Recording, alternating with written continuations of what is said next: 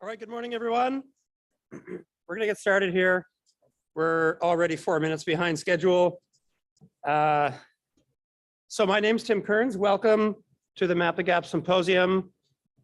It's great to be here. And we've got a pretty packed couple of days. I've got a clicker.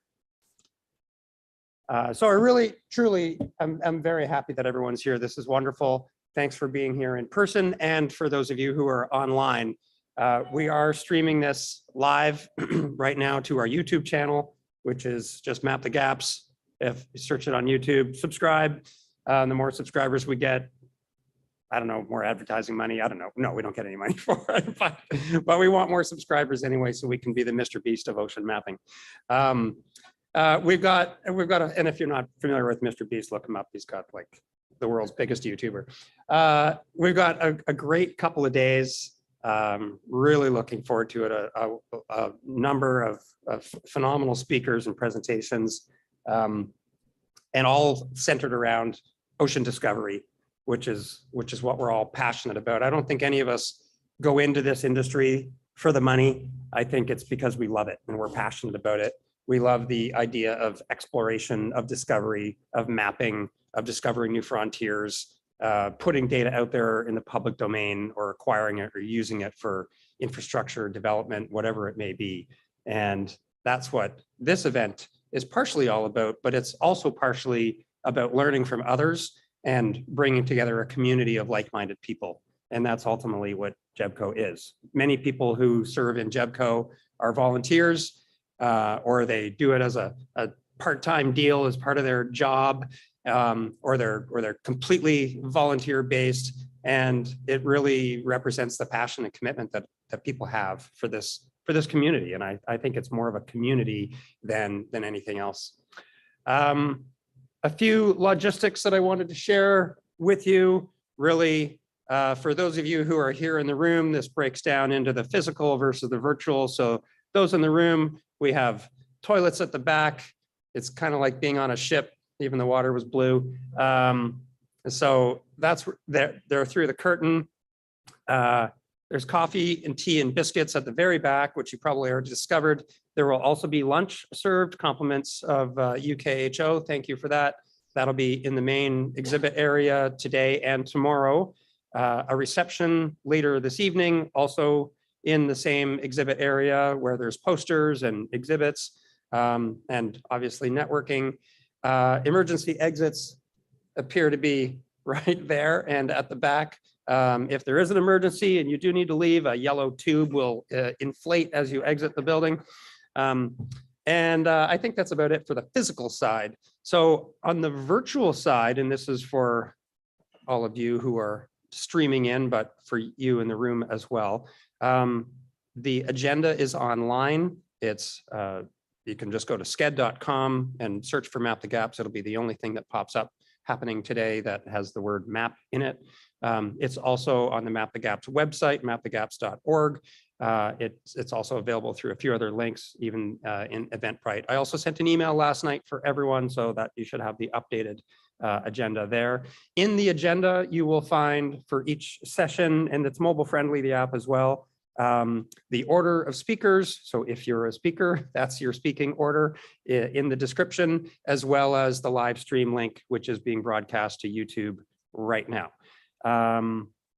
E-posters were actually printed, and we will also have an electronic display. They're in the room back there, but for those who are online, we are going to convert those into a massive slide deck or a video or something, and then we'll post that on the YouTube channel as well for you to view.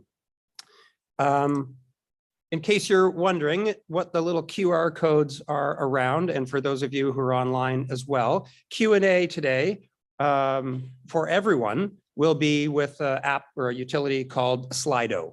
And the number is on this screen. You should be able to see it as well, or you can just scan the QR code with your phone. It is an extremely easy to use. My mom could use this app. It is so easy to use. So you'll see in there, there's already, I posted a sample question in there so you know what the experience is like. We've got a few people who are moderating the answers. If you're a speaker, then we will lob you questions if there's time that come in through Slido. You don't need to manage your own Slido on your presentation. Don't worry about that. But it's also a great opportunity for everyone to contribute questions, and you can see what other questions are being asked, I believe, and it's the same for online as it is for people in the room. However, if you are brave, we do have a roaming mic, and if we do have time, then we'll certainly take questions from the audience with the roaming mic. So don't feel like I'm not forcing you to use Slido, but it's a common platform that we can all use. If you're a presenter and a question is asked, or you're asking a question and we don't get a chance to respond to it for time reasons or whatever, then we'll capture those and we'll provide those questions to you afterwards, and then hopefully you can follow up with the person. If you are using Slido, you've got the opportunity to be anonymous. You can also enter your email address, of course, and then we'll be able to get back to you with your specific question. Okay, we really couldn't do this without the support of our hosts and our affiliates. So I really thank you sincerely. National Oceanography Center has been phenomenal in providing this venue. The UKHO, phenomenal support as well. The support of JEBCO, IHO, and IOC. It's really, I mean, this event couldn't happen without the kind of support that we get. And although it came together a little bit late this year, it still came together. We've got actually just approaching 600 people registered for this event, 165 in person, although it doesn't look like there's 165 people in here, but I'm sure there's quite a bit more than that. And then we've got 400 people online. And I don't know, if there's actually 400 people streaming right now. It's probably in the order of thousands, but that's okay. We're not counting. Also couldn't handle this event without our sponsors and exhibitors. So a massive thank you. CBED 2030, a phenomenal supporter, as you're always a great supporter of Map the Gaps, and particularly this event. Kongsberg as well, thank you very much. NOAA was like a surprise sponsor, and I sincerely appreciated it. Also surprised because they were the first ones to use the credit card checkout on our webpage, which was really cool that someone did that and we figured out how to make all that work. And Schmidt Ocean Institute as well, and Fugro for your consistent support. I think at almost every single Map the Gap symposium we've had since 2016. So really phenomenal. We couldn't do this without the sponsors, the hosts, and the affiliates. And as you all know, it's a free event, and it's not actually a free event. It costs tens of thousands of dollars to put these things on, and so it's the sponsorship and the support that makes it happen. So a sincere appreciation for that. Also, there are several exhibits back there, some of which were already covered, but there's also Terradept and CKIT who are here as well. So I invite you to participate, engage with those individuals, and learn about their offerings and their technology and their services and the people that work there. Three other individuals that I'd like to call out for special recognition, because although we do this mostly as a volunteer, having people on the ground is absolutely critical. So Helen Snaith and Ian Folger from the National Oceanography Center, thank you sincerely for your assistance. And Danai Lamprido, she's at the back of the room in the media booth. Phenomenal. She is working on her PhD and still managed to find time to support me in putting on the symposium. So thank you, Danai, Helen, and Ian. Actually, I'd just like to maybe stop and give them and all the sponsors and hosts a big round of applause.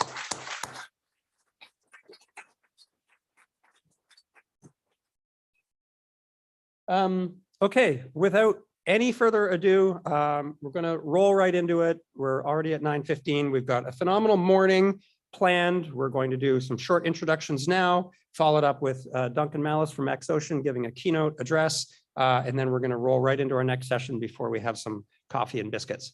So Dr. Ed Hill from National Oceanography Center, he's the chief executive, and he's kind enough to extend a few minutes of his time for us today. So welcome, Dr. Hill.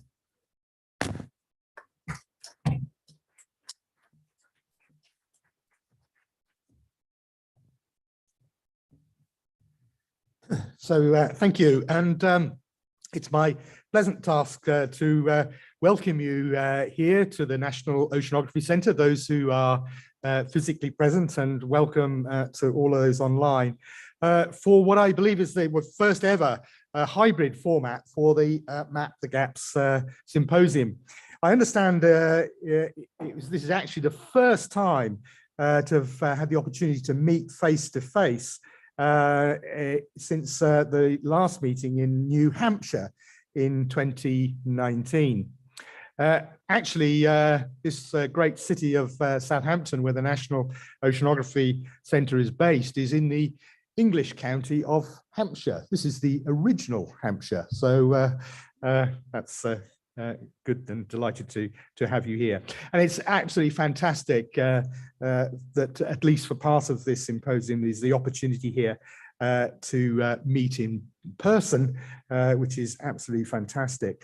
But the hybrid option is clearly enabling us to reach a much wider audience and participants. So that's wonderful. Here at the National Oceanography Centre, we're one of the world's leading oceanographic institutions with a remit to deliver research from coast out into the deep sea.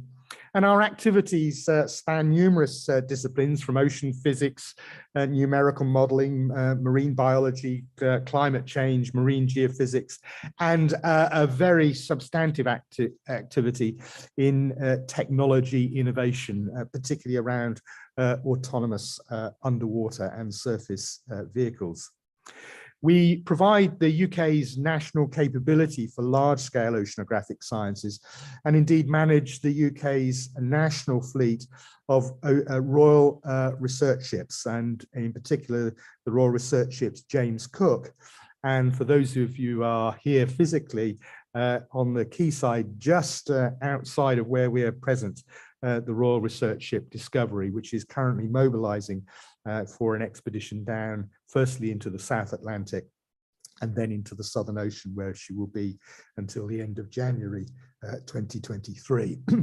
Our role is not only to undertake strategic science, but to serve the needs of the greater UK marine science community through things like offering the National Marine Equipment Pool for pooled equipment for access to the whole of the UK science community, and the British Oceanographic Data Centre, which looks after the UK's ocean digital data assets. As has been said, we've got over 160 registered people here today, and about 500 or so joining us online from across the globe, from as far away as Australia, New Zealand, US, Canada, Germany, Poland, Italy, France, Sweden, Denmark, Ireland, and Madagascar. And welcome to all. There are representatives here signifying and signaling the very nature of the enterprise that is going on. People from academia, government, non-profit organizations, as well as from the commercial sector. And that really illustrates the breadth and depth of the partnership that is necessary to really deliver the great vision that we're seeking to achieve, which is ultimately to map the oceans of our own planet to the same resolution as we've already done for the Moon, Mars, Venus, and I think now also the planet, or ex-planet, Pluto. This indeed is a very exciting time, with a lot of recognition of the importance of C4 mapping, and specifically as for bathymetry as a key parameter for understanding the ocean, a really and truly essential ocean variable. The UN Decade of Ocean Science for Sustainable Development reflects this, with the recognition of the Nippon Foundation JEBCO Seabed 2030 project, which has been referred to as a decade action.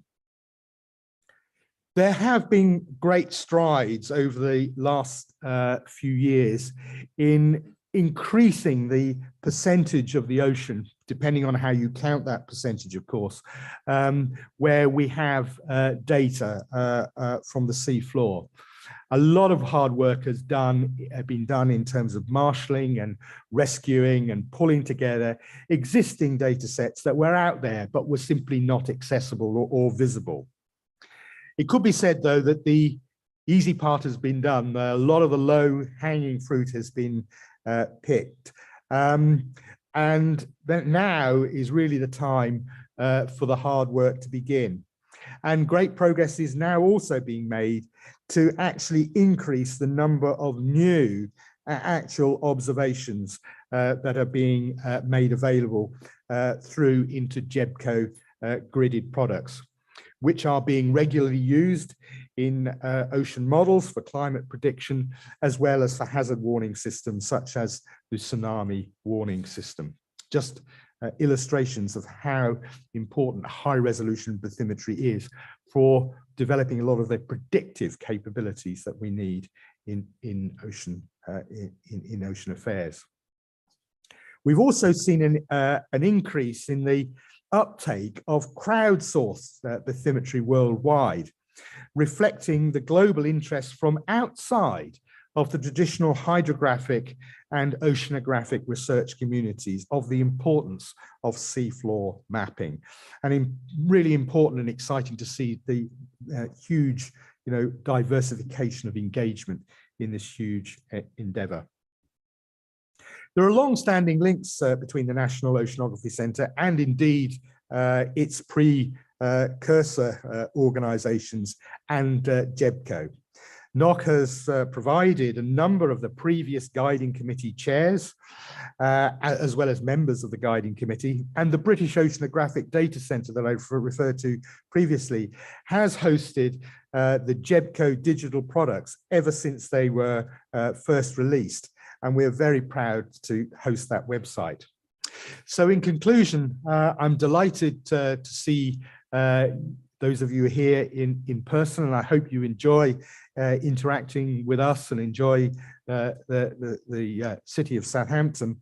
And for those of you online, I hope you will thoroughly enjoy and find a very productive and fruitful time out of the next couple of days of discussion around this very important endeavor of increasing the amount of data available to map the ocean, and to do that by identifying the gaps and mapping the gaps so that we have our own ocean of our own planet mapped as well as those we find in remote worlds elsewhere in the solar system. So thank you all very much.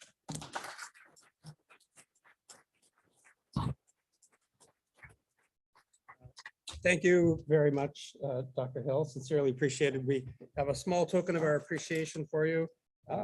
Absolutely. A little plaque that you can hang somewhere. Very good. I know exactly where we'll hang this with pride. So Okay. Thank you very much. All right. I'm delighted. Thanks again. Thank you very much. All right. Good. Okay. Great. All right. Thanks. All right, it's my pleasure to now introduce Rear Admiral Rhett Hatcher from the UK Hydrographic Office.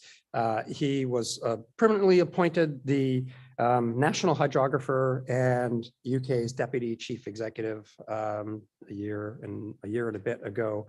As the National Hydrographer, he's responsible for developing and cultivating a number of partnerships, not just within the IHO, which he serves as the representative for the UK, but also among commercial and industrial, academic, hydrographic offices, governments around the world. I understand he has a very busy schedule, so we're happy that he's here. One of his real drives, my understanding, is to promote the sharing, standardization, and collection of marine spatial data through international collaborations. And I couldn't think of anything more appropriate than this venue for that. So I don't want to go into too much detail, but Rear Admiral Hatcher, welcome you up to the stage.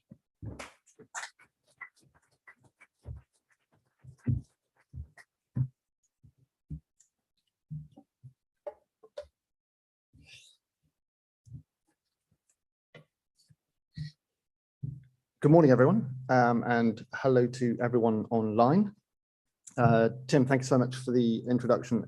It's a real pleasure to be here and my first experience of both knock, actually, and mind the gaps. So a win-win for me, certainly. So really delighted to be here today and immediately echo Ed Hill's sentiments that this is an exciting time for all of us here who share in, as he described, our common interest in seabed mapping and its potential as the foundation data set that underpins almost every sector with an interest in the oceans. I'd like to start quickly by giving a short introduction into the UK Hydrographic Office by way of context. And I guess our core purpose is to uphold the safety of life at sea.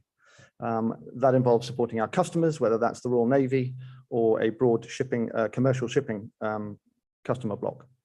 And also to unlock the value of marine data to help promote safe, secure, and thriving oceans.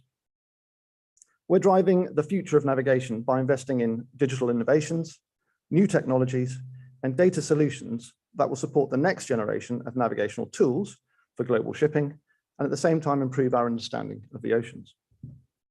For examples, we provide the navigational charts, publications, and digital services that are carried by over 90% of the world's ships trading internationally. We are fulfilling the navigational and operational needs of the Royal Navy and all UK defence vessels for the safety and security of UK waters. And we're deepening our support and contribution to GEBCO via the Seabed 2030 project. Earlier this year, the UKHO started supplying bathymetric data for non-UK waters to GEBCO to advance understanding of ocean bathymetry and support the Decade of Ocean Science, the Sustainable Development Initiative. The data, which will feature in GEBCO products, covers the South Atlantic and the waters around Antarctica. This collaboration marks an important milestone in our partnership with Seabed 2030, which is part of UKHO's wider commitment to the full mapping of the world's oceans. Elsewhere, we're playing our role in the implementation of the S100 data standard, the International Hydrographic Organization's next generation framework for marine data products, such as high resolution bathymetry, surface currents, marine protected areas, and electronic navigational charts.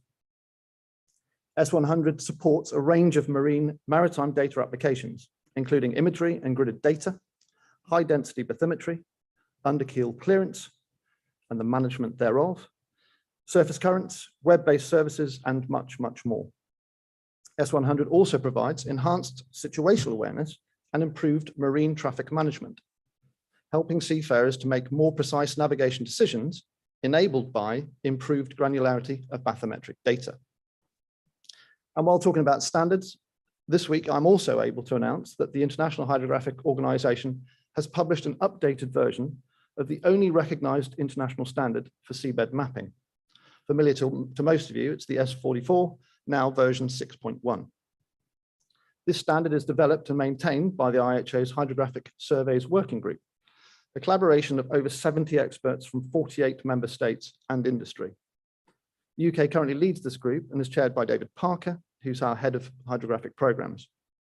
And this progress demonstrates our ongoing commitment to the international collaboration in this field. David's here today, so if you are minded to talk to him in more detail, then now's a good opportunity.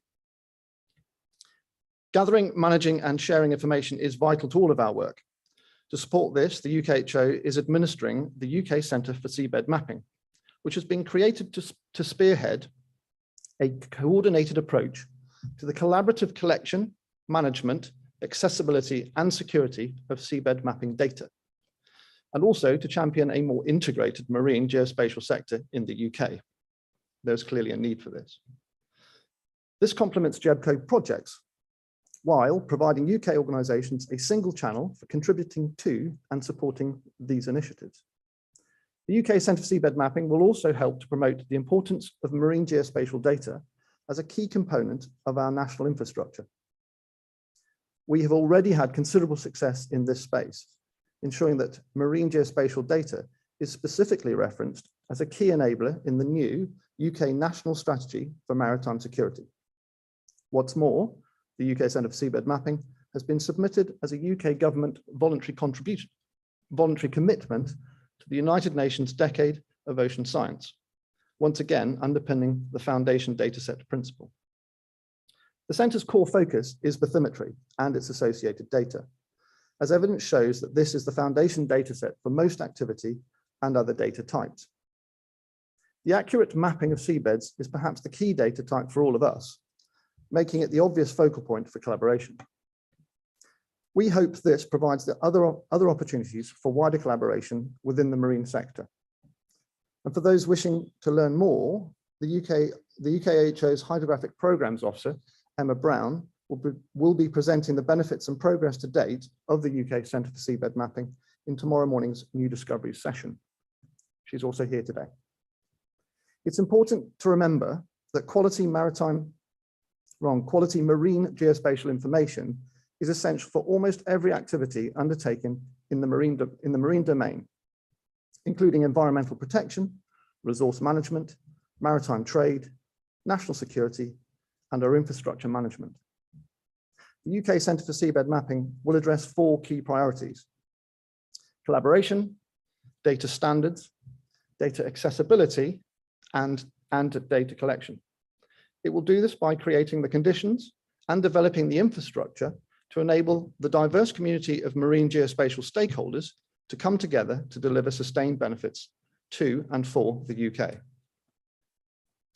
Due to the UK's role in seabed mapping, there's a clear opportunity for us to establish a collaborative seabed mapping community that coordinates the collection, management, and access of publicly funded data, whether that is in the UK or within our overseas territories. Our vision, along with fellow members of the Centre for Seabed Mapping, is for it to be the focal point for the seabed mapping community and a unified voice for policy support, with the capability to develop a network of stakeholders and to enable meaningful cross-government coordination. More interoperable and usable data supports more informed ocean governance and policy, which in turn promotes greater innovation and prosperity. The Centre for Seabed Mapping will open the door to not only optimizing our extremely valuable UK national marine assets, but also to bring the marine geospatial community closer together. It's hard to think of a more important or exciting time for our work. Our goal of safe, secure, and thriving oceans is not without its challenges, but we can all be inspired by the progress being made as we harness fresh thinking, technological innovation, and a collaborative spirit in pursuit of a better understanding of our oceans. Tim, thanks so much for the opportunity to make some comments this morning, and thank you all for your attention.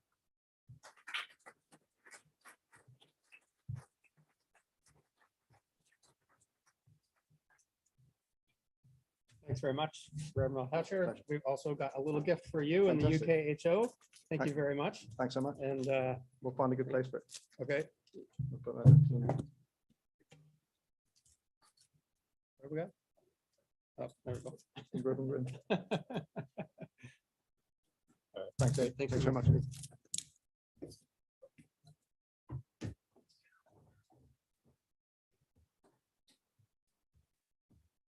I thought I was off the hook for a second there, but okay. Well, next up, actually, he's not up at all, is Dr. Matthias Jonas. He's the Secretary General of the International Hydrographic Organization. He's not able to be here in person, but he did record a video that he would like all of you to see. He was, prior to this role, he was Vice President of the Federal Maritime and Hydrographic Agency and also the National Hydrographer of Germany, responsible for sea survey and cartography. He considers himself a mariner going back to the early 90s. He's been involved with dozens of missions and activities at sea. And one of his other responsibilities is he holds the chair of the Hydrographic Commission on Antarctica. So he's not here, but he's here. So we're going to roll the video and hopefully this will work.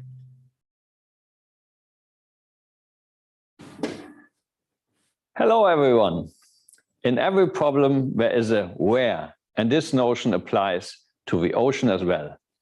Mapping is the means to address the where of all ocean matters, especially when trying to combine both the use and the preservation of marine resources.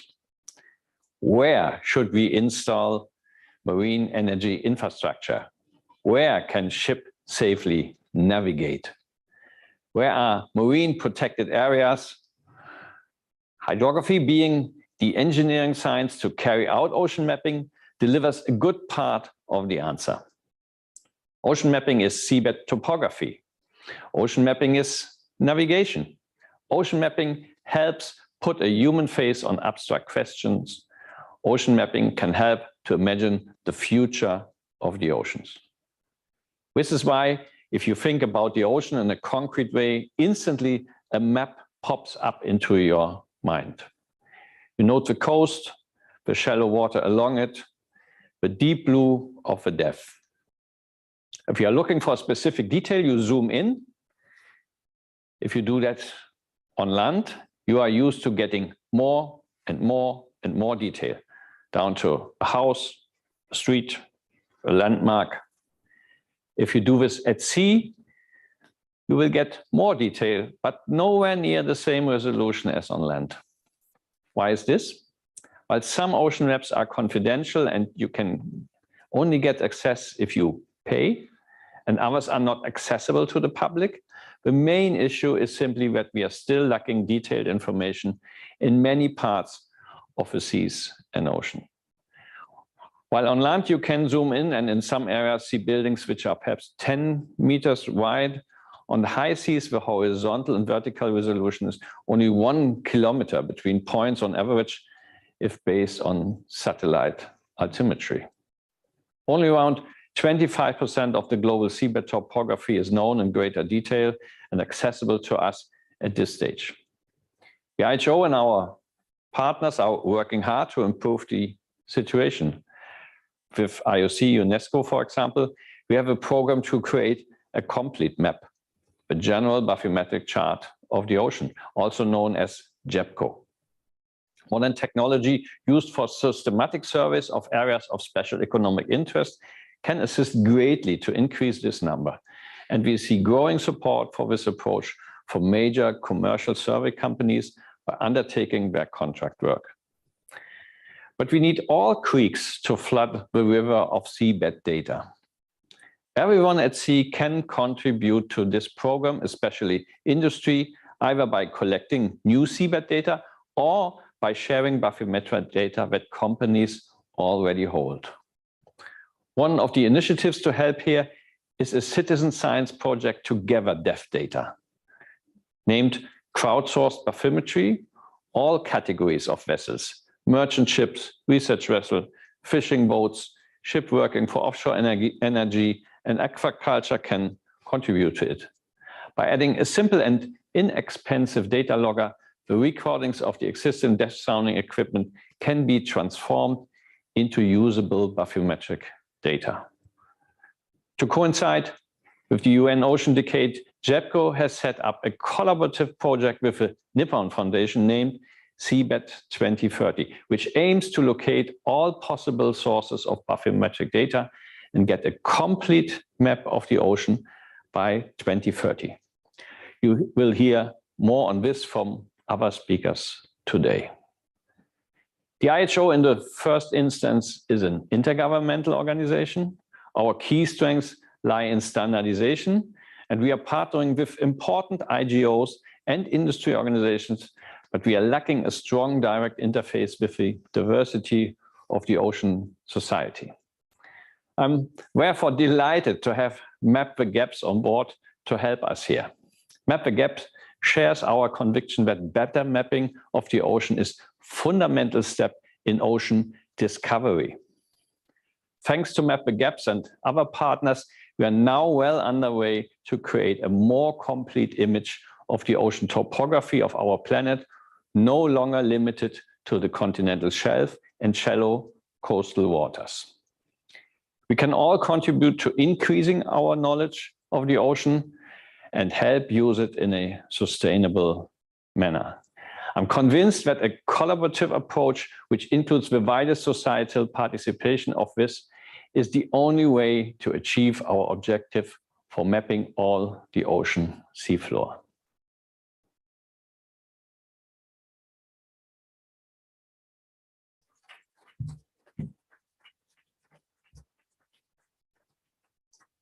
Well, thank you, Dr. Matthias Jonas. That was inspiring. And although he couldn't be here in person, I'm very appreciative and grateful that he recorded that message for us today. Next on our slightly overrunning agenda is Mr. Duncan Mallis from Xocean. He's the Chief Strategy Officer there. He has nearly 30 years experience in the collection, processing, and distribution of marine spatial data, in particular bathymetric survey data. He's, I think, considered an expert in this field. He has consistently pushed the boundaries of what can be done with both the data and the technology, and we've seen that as his progression of the many companies that he has founded and been involved with over the years. He's now with Xocean, and you're going to tell us a little more about that. I welcome Duncan Mallis.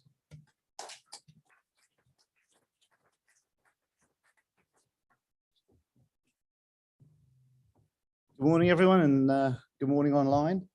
I don't need the glasses. This is good. Thanks for inviting me to talk today. Normally, I'm doing more of a commercial pitch, and having to do the keynote means I actually have to think a bit more about what I have to say.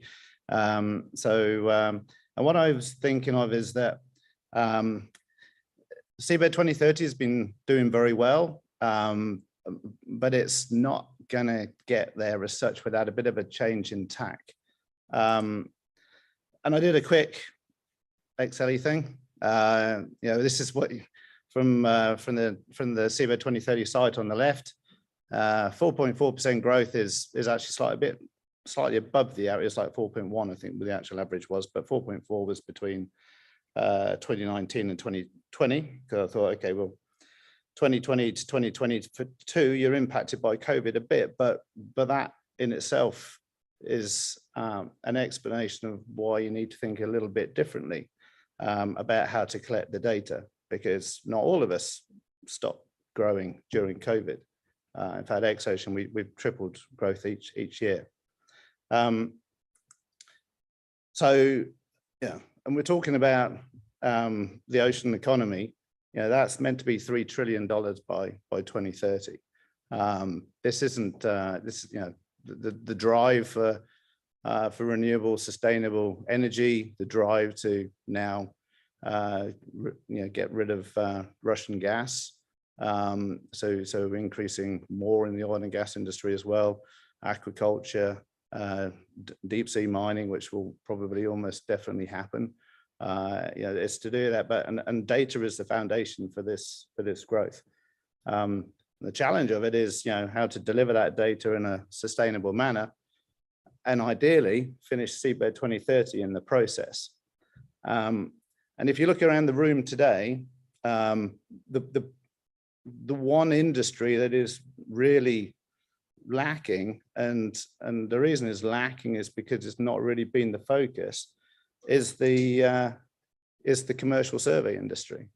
The focus has been government and academia so far. It's been research boats, it's been IHO and collaborations and things like that. But that only really works by putting a lot of money in it. And apart from anything else, there fundamentally are not enough assets in that field to map the gaps.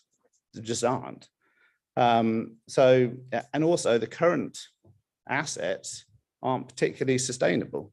I mean, that boat out there about to go down to the South Atlantic, the carbon footprint of that boat to do that is quite a large chunk.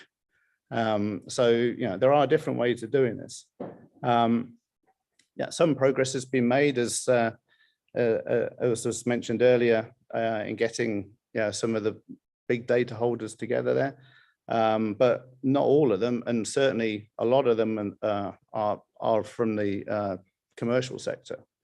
So we need to think about how to scale it. We need to think about where and what these assets are, and we also need to think about how other organizations can help.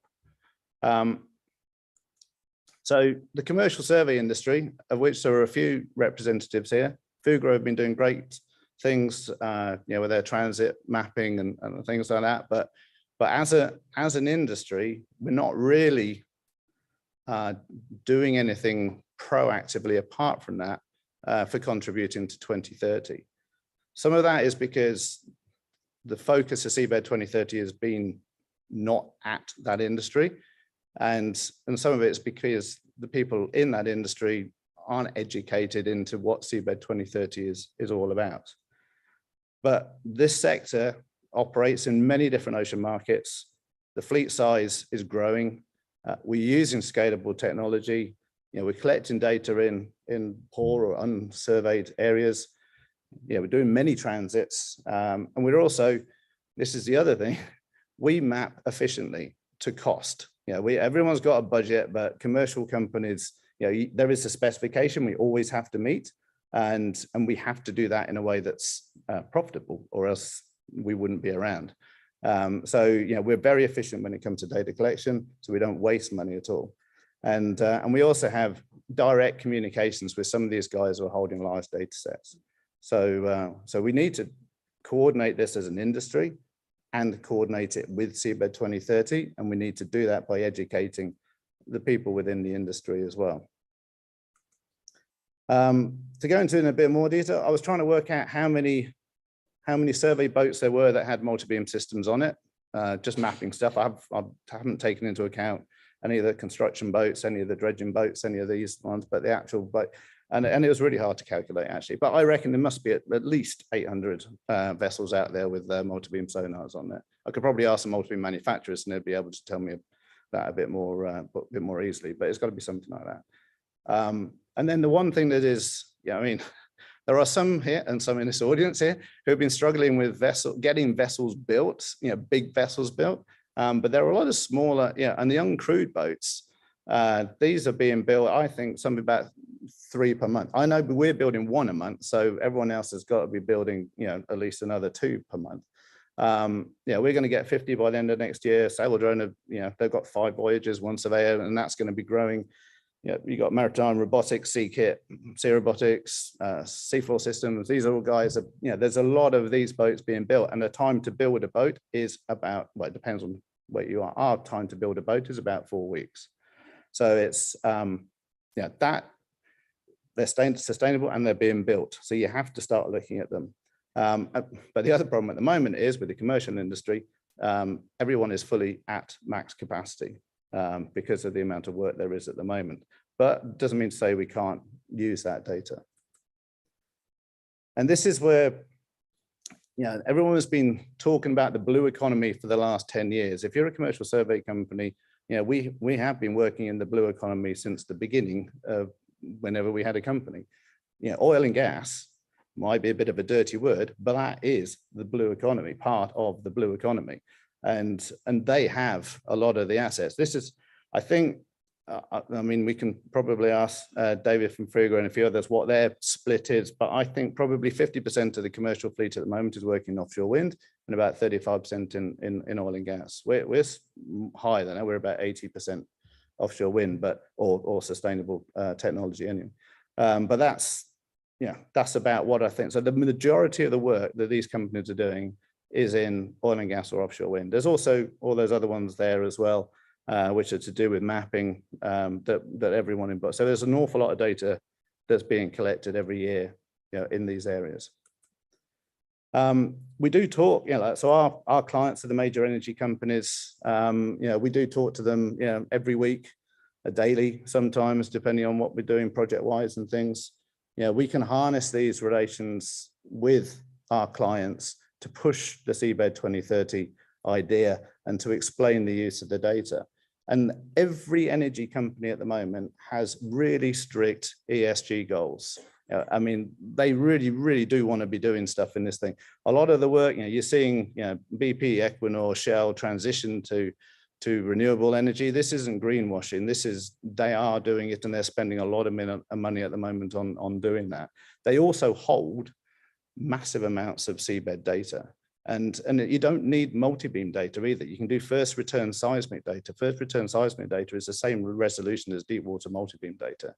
So we can, we need to start talking to these people directly as survey companies. So, for us, for Guardline, for Fugro, for Ocean Infinity, all this, we should be taking it. And the easiest way of doing this is just to have it either in the specification for the survey or just a clause in the contract that says every survey that we do, we just deliver a 50 or 100 meter resolution data set to JEBCO. The survey company does it, doesn't even hit the oil company or the energy company's books, and we just do that as is for every survey. It doesn't matter what it is. Doesn't mean it's the pipelines, a big area, whatever. You just have that in there and we just do it and just explain to them this is what we're going to do. We have it on there, and then we can go back and start talking about all the existing data that they have. And we, like Fugro, have an always-on data collection when it comes to the sonar. So as soon as we leave port, that sonar is on collecting data. We have a lot of transit data that can be fed into the system as well. If every survey company did the same thing, that's a lot of data coming in out. And actually doing that, most port authorities would never have to spend money surveying their ports, because you'd be collecting the data for them all the time. But that's another thing. And we need to use sustainable technology as well. There's no point trying to map the ocean and kill the planet at the same time as mapping the ocean. The USV, this is to give you, so some of you don't necessarily know what the status is at the moment of uncrewed survey vessels, surface vessels. They are commercially proven and to deliver significant cost benefits. It's the only way we're going to meet this sustainably, because each one of those boats there on the right is using about 12 litres of diesel per day when they're surveying. That's litres, not meters cubed or tons, it's litres, 12 litres. The USVs at the moment are not going to be surveying below 3,000 meters with a hull mounted sonar. They're not. There's a new Kongsberg system coming out, the 712, which will be on the Seakiss. It'll be on the on Drake's. It'll be on our boat, and that will take you down to about 3,000 meters. There's no USV that's going to be doing really deep water mapping. Not at the moment. Okay. Oh yeah, sail drone. Yeah. Okay. Yeah, the sail drone surveyor is doing deep water mapping. That's true. I've forgotten that one.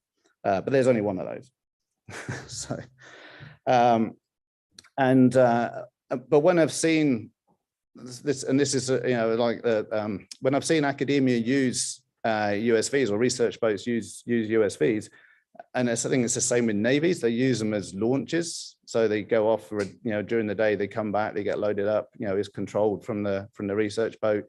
So you end up with the research boat having to work very closely with the deep water sonar to the USV, and it's not the way to work it. You need to use the USVs as their own survey boats, and when you put them in the water, that's it. They're controlled from elsewhere, and you can get on and do stuff with the deeper boats and as you go.